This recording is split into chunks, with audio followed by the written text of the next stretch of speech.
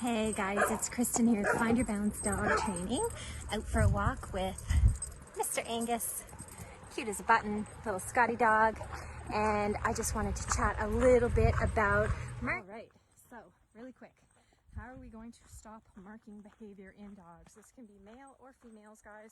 I've seen it across both genders and also neutered and unneutered.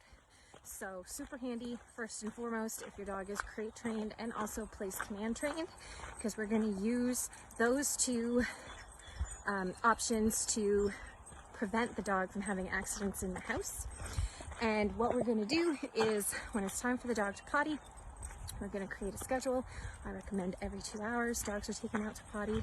So we take the dog out, give him the opportunity to pee. What will likely happen is he will have one tiny pee in an attempt to mark something. So we're going to let him have that tiny pee, and then we're taking him back inside and he's going in the crate or on place.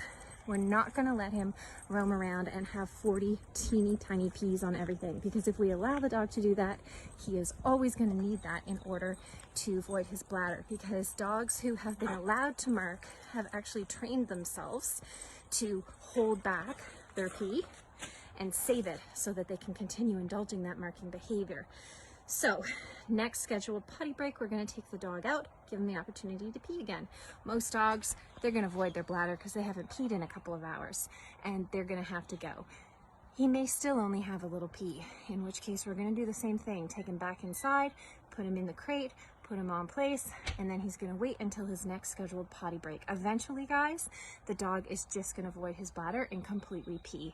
So if we follow this potty training schedule and we do not allow the dog to mark in between, we are going to retrain him, and he is going to retrain his bladder to just void when we say go potty and we give him the first opportunity.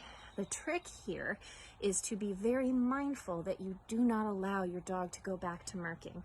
So after he's had his big pee or whatever, and he tries to mark after that, we're actually going to correct it. We're not going to allow him to go back to that behavior, because it can be super, super frustrating and annoying and also gross when dogs are marking like on people's gardens, on their vehicles, on their homes.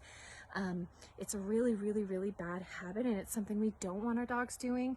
And if you have somewhere you have to be and you only have 5 minutes to potty the dog, and if the dog is set on marking, it's impossible to get the dog fully pottied in that amount of time. So I always find it super handy to follow this protocol. It's basically a potty training schedule that I would apply to puppies to help get them regulated, and it's also very similar to what we can apply for adult dogs who are way too invested in marking.